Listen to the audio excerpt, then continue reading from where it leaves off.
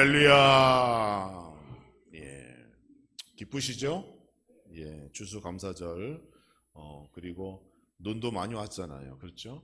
미리 기뻐하세요. 성탄절이라고 생각하시고, 화이트 추수감사절, 하나님께 감사와 영광을 돌려드립니다.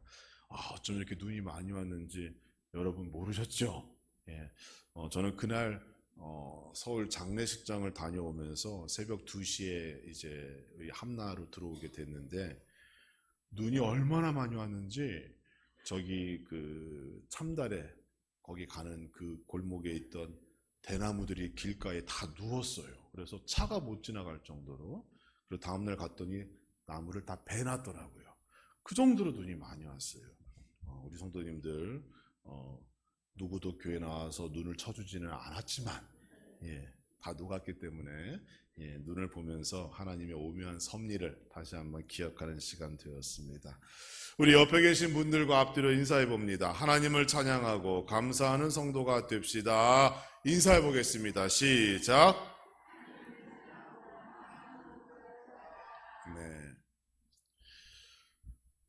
과유불급이라고 하는 사자성어가 있지요. 노노의 선진편에 나오는 말로 중용, 여러분 중용 아시죠? 중간하는 거. 중용이 중요하다라는 의미로 사용되어지는 말입니다. 풀이하면 정도가 지나친 것과 부족한 것은 같다, 이런 의미예요. 그러니까 너무 과하지도 부족하지도 않는 것이 좋다, 이런 뜻이죠.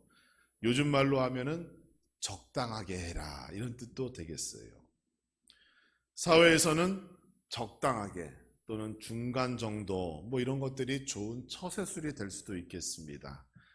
사람들의 눈치를 보지 않을 정도로 또는 과하여 부담을 가지지 않을 정도로 그 중간만 하며 살아가는 것, 그것이 지혜일 수도 있겠어요. 그래서 어떤 분들은 꼭 주변 사람들에게 먼저 물어보는 분이 계시죠. 결혼식에 축의금 할 때도 물어보고, 또 장례식에서 조의금 할 때도 다른 사람들은 얼마를 준비했는지 물어보면서 거기에 맞춰서 중간 정도 이렇게 하려는 그런 분들도 계십니다.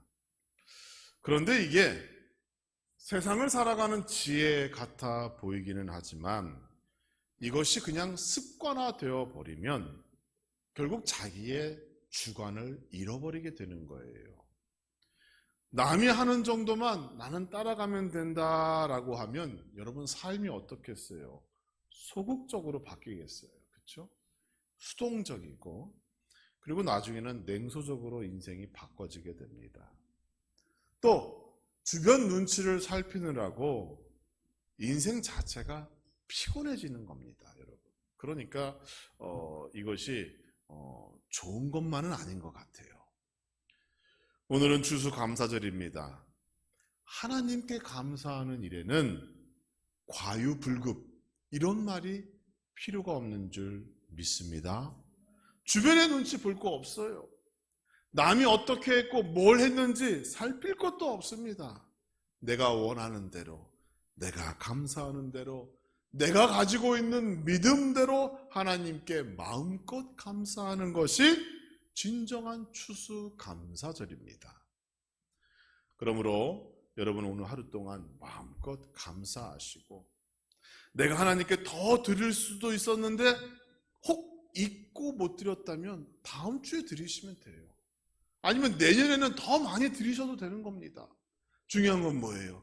내 마음의 중심, 내 마음에 있는 그 믿음이 정말로 하나님께 감사하고 있는가에 대하여 그 누구보다 내가 잘 알고 있잖아요. 그러니까 여러분 마음속에 오늘 하루도 하나님께 마음껏 감사하시고, 혹 부족한 것이 있다면 다음 기회에 그 감사를 더 크게 하나님께 영광 돌리시는 여러분 되시기를 주님의 이름으로 축원합니다. 오늘 본문의 배경은 블레셋과의 전쟁에서 빼앗겼던 언약궤가 예루살렘으로 되돌아온 후에 다윗이 찬양하는 내용이에요. 다윗은 사울 왕 때 빼앗겼던 그 하나님의 언약궤, 그래서 자기는 왕궁에서 살고 있는데 우리 하나님의 언약궤는 저 초라한 천막 속에 보잘것없는 곳에 있구나라고 항상 생각하며 살았어요.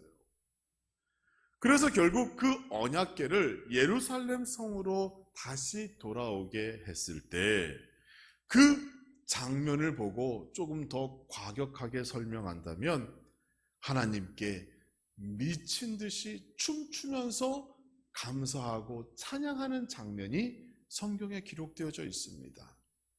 얼마나 감사하고 얼마나 춤추며 기뻐했는지 자기의 옷이 벗겨지는 줄도 몰랐어요. 그래서 그 광경을 보던 사울의 딸 미갈이 다윗을 마음속으로 업신여겼다라고 기록하고 있고 그 죄 때문에 그녀는 아기를 갖지 못하는 정죄를 받게 되는 겁니다. 하나님의 언약궤가 다시 원래의 자리로 돌아왔어요.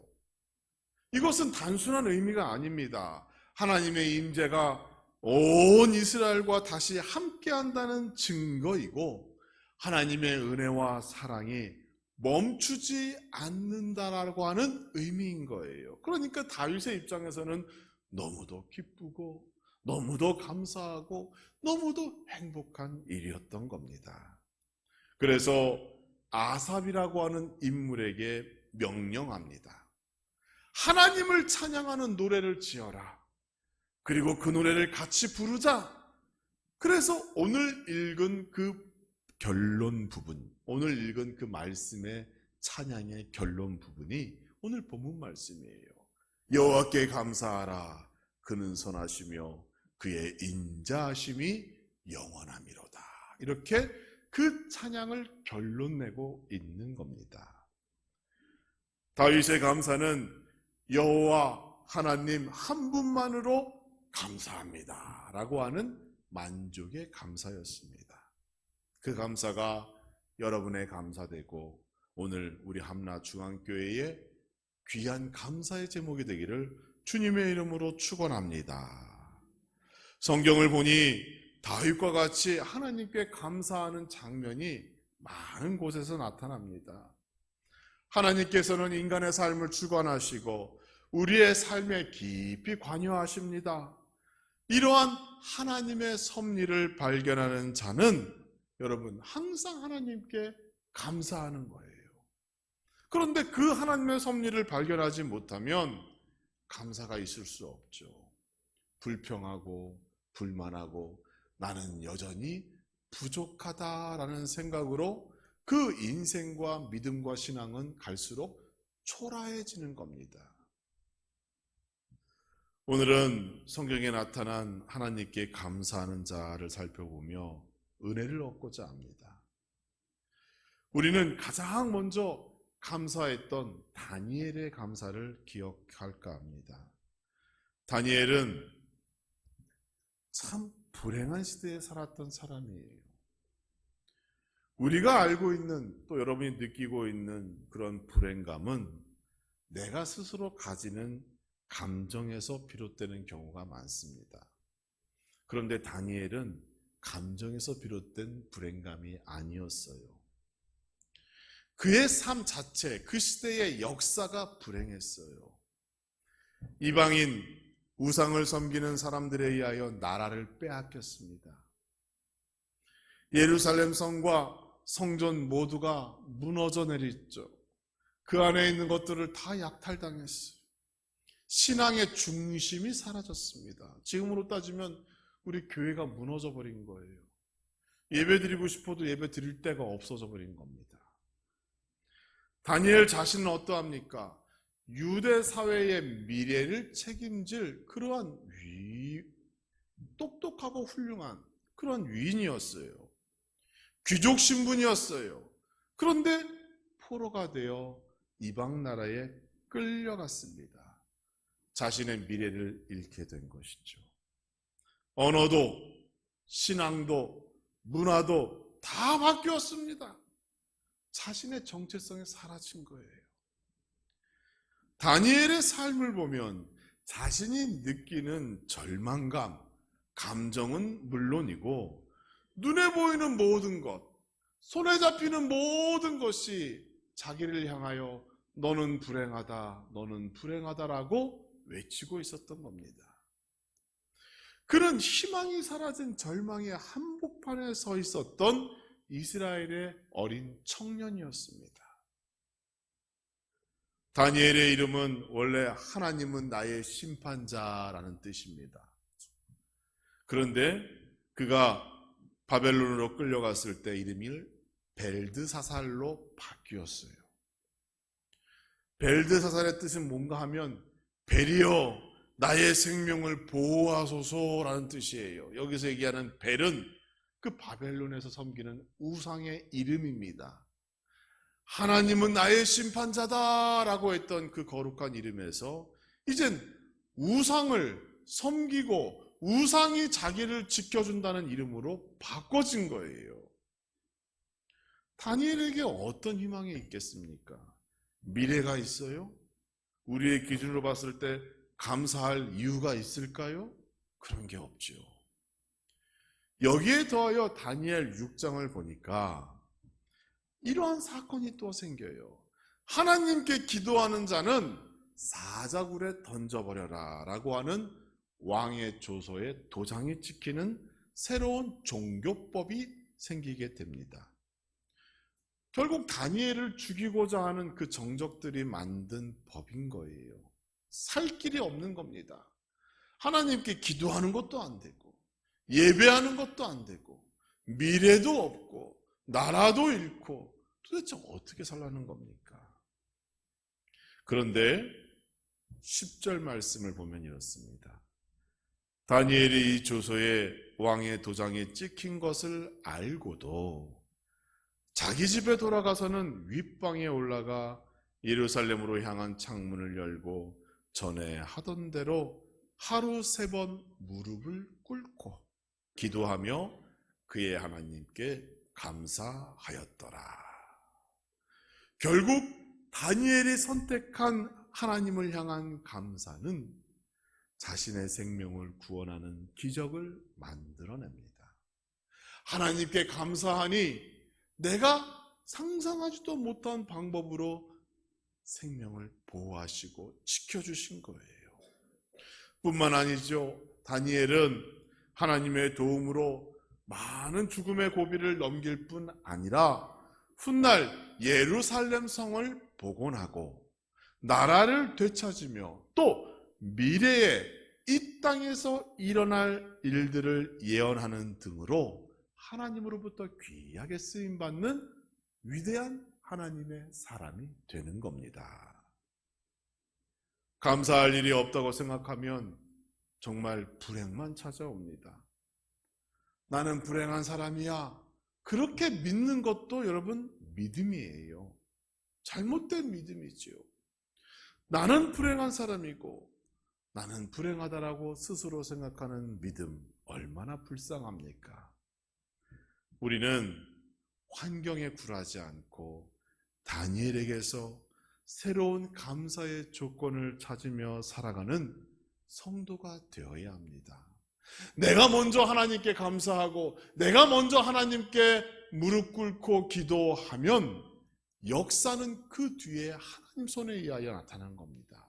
그러니까 감사가 기적을 동반한다라고 하는 이 놀라운 믿음의 진리를 기억하시고 하나님께 먼저 감사하고 기도할 수 있는 교회와 성도 되기를 주님의 이름으로 축복합니다. 두 번째로는 나병 환자의 감사를 통하여 우리는 더 큰 감사를 사모하며 살아야 합니다. 구약 성경에서 다니엘의 감사를 통하여 교훈을 얻었다면 신약 성경에는 나병 환자의 감사를 우리가 기억해야 하지요. 우리에게는 꼭 버려야 할 버릇이 있어요. 나쁜 버릇이에요. 이게 뭔가 하면 받은 은혜를 잊어버리는 버릇입니다. 누가복음 12장 12절 말씀을 보면 10명의 나병 환자가 예수님을 만나 그들의 병이 치유되는 사건이 기록되어져 있습니다. 우리에게 많은 교훈을 안겨주지요. 저는 이 사건을 통하여 크게 세 가지 교훈을 생각해 보았어요. 첫째는 하나님을 만나는 사람은 복된 사람이다. 그렇죠? 둘째는 감사는 또 다른 감사를 불러온다.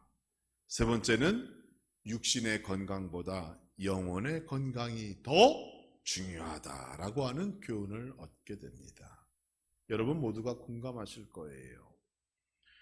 그럼 여러분, 영혼의 건강을 위하여 우리가 기억하며 살아가야 할 것은 무엇일까요? 우리는 영혼의 건강을 위하여 하나님의 은혜를 기억해야 합니다. 하나님의 은혜가 중요해요. 하나님께서 나에게 베풀어 주신 그 은혜와 사랑을 잊으면 안 되는 겁니다. 10명의 나병 환자 가운데 자신이 하나님으로부터 받은 그 치유의 은혜, 그 기적을 기억하고 다시 예수님께로 돌아온 사람은 몇 명이었어요? 단 한 명이었습니다. 모두가 같은 시간 하나님의 은혜를 받았습니다. 모두가 같은 장소에서 하나님의 기적을 경험했어요. 그럼에도 불구하고 단 한 명만이 예수님께 돌아와 감사하였다는 겁니다. 그리고 그 감사로 말미암아 그 나병 환자는 육신도 구원받았지만 영혼까지도 구원받는 축복을 덤으로 누리게 되었다라고 성경은 우리에게 말씀하고 있습니다. 우리는 10명의 나병 환자 치유 사건을 통하여 하나님의 은혜를 잊지 않는 성도의 삶이 얼마나 복된 인생인가를 확인해 볼 수가 있습니다. 또 하나님께 내가 은혜를 잊지 않고 감사하면 우리 하나님께서는 우리에게 더 큰 감사의 제목, 더 큰 감사의 조건을 허락하여 주신다. 성경은 우리에게 증언하고 있습니다. 그러므로 우리는 하나님의 은혜를 감사하는 교회와 성도가 되어야 할 줄 믿습니다. 그리고 그 감사 속에서 나에게 더 큰 감사가 있을 것이라는 그 믿음으로 하루하루 살아가는 우리 모든 성도가 되기를 주님의 이름으로 축복합니다. 우리 한번 따라해 볼겠습니다. 따라해 보세요. 제가 먼저 하나님으로부터 받은 은혜를 잊지 말자. 따라해 보세요. 시작. 하나님으로부터 받은 은혜를 잊지 말자. 또 하나님의 은혜를 기억하며 감사의 삶을 살자. 감사의 삶을 살자. 또 작은 감사가 더 큰 감사를 불러옴을 믿자. 작은 감사가 더 큰 감사를 불러옴을 믿자. 여러분, 믿음대로 되어질 줄 믿습니다. 그렇죠? 올 한 해 내가 이루고자 원했던 것, 기도하고 바랬던 그러한 것이 이루어지지 않았다 할지라도 우리 기독교인, 그리스도인들은 이러한 상황 속에서 하나님께서 나에게 조금 더 기도하라고 하시는구나. 이러한 마음으로 한 해를 잘 마무리 져야 되는 거예요. 그리고 내년에는 또 연이어 기도하며 간구하여 하나님의 은혜를 기억하고 하나님께 감사하고 하나님께 간구하는 삶을 우리가 잊지 않는다면 우리 하나님 분명 여러분 삶 속에 역사하시고 날마다 더 크고 새로운 은혜와 사랑으로 여러분을 축복하여 주실 줄 믿습니다. 이러한 믿음으로 추수감사절을 보내며 한 해를 잘 결산하시기를 주님의 이름으로 축복합니다. 또 하나의 감사가 있습니다. 어떤 감사인가 하면 사도 바울이 보여준 자족의 감사를 우리는 기억해야 합니다. 사도 바울은 자신의 편지 속에서 자족이라는 말을 신약 성경에서 2번 사용했습니다. 첫째는 빌립보서 4장 11절에서 내가 궁핍함으로 말하는 것이 아니라 나는 어떠한 형편에든지 자족하기를 배웠다라고 고백했어요. 두 번째는 디모데전서 6장 6절에서 또 한 번 자족에 대하여 언급하고 있는데 그러나 자족하는 마음이 있으면 경건은 큰 이익이 되느니라 라고 편지하였습니다. 사도 바울이 이처럼 각 교회에게 자족하라 라고 반복하여 권면하였다는 것은 오늘날 우리에게도 동일한 메시지를 주고 있다는 말씀이 되는 겁니다. 특히 디모데전서 6장 6절에서 자족은 우리의 신앙생활과 직접적인 연관이 있는 말씀이에요. 사도 바울은 자족하는 삶이 곧 자신을 경건한 삶으로 인도한다라고 권면하고 있습니다. 여러분, 자족이 무엇일까요? 자족. 물론 한자로 풀어버리면 스스로 만족하는 것이 자족입니다. 자족.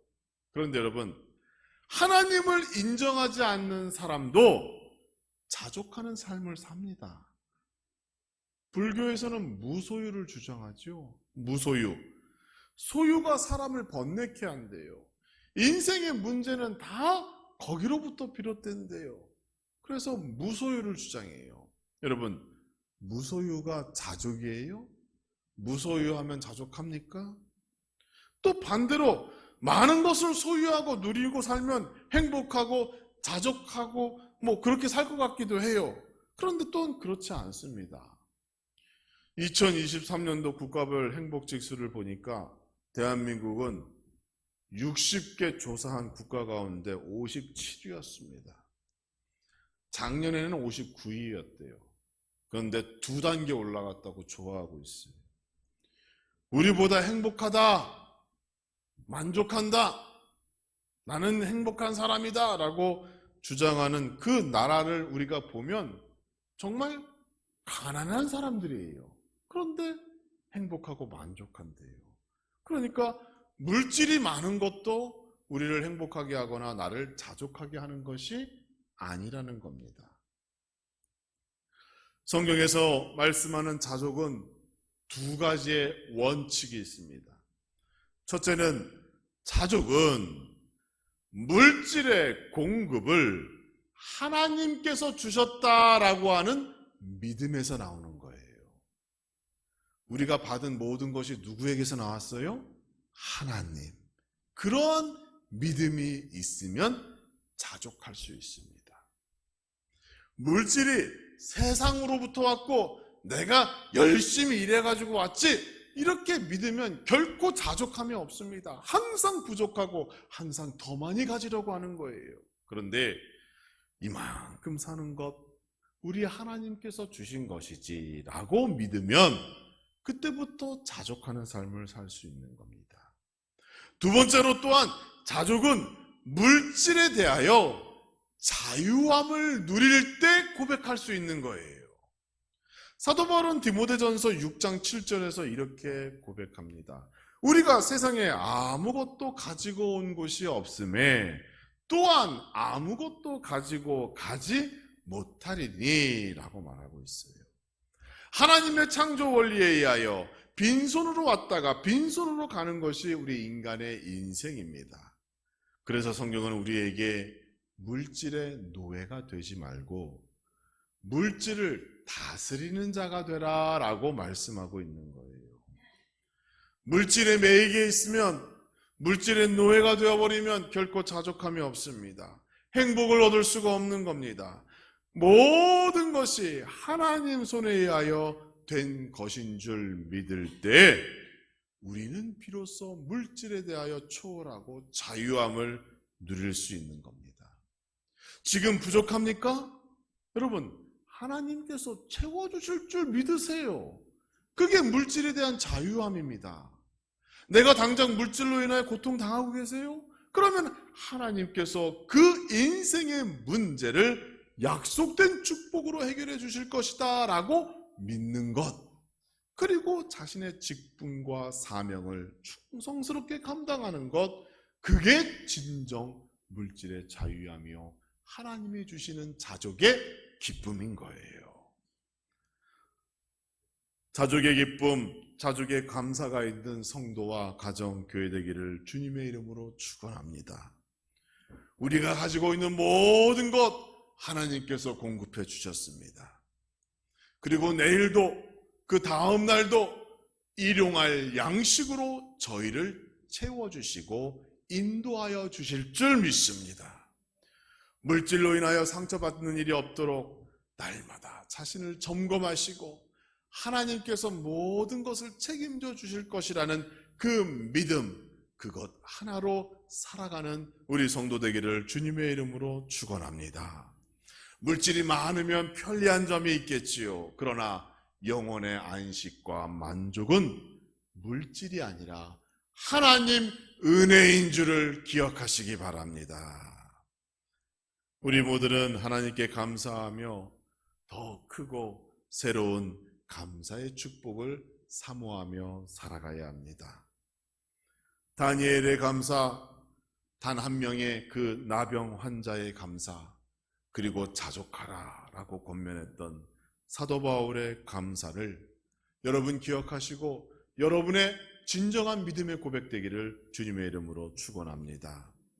이제 얼마 남지 않은 2023년도 저희는 전심으로 하나님께 감사하여 한 해를 아름답게 결산하시고, 그리고 다가오는 2024년도 하나님께서 나에게 어떠한 복을 주실 것인가 큰 기대감으로 새로운 기도의 제목을 결정하고 기록하고 기도를 시작하는 우리 함나주안교회 모든 성도가 되기를 주님의 이름으로 축원합니다.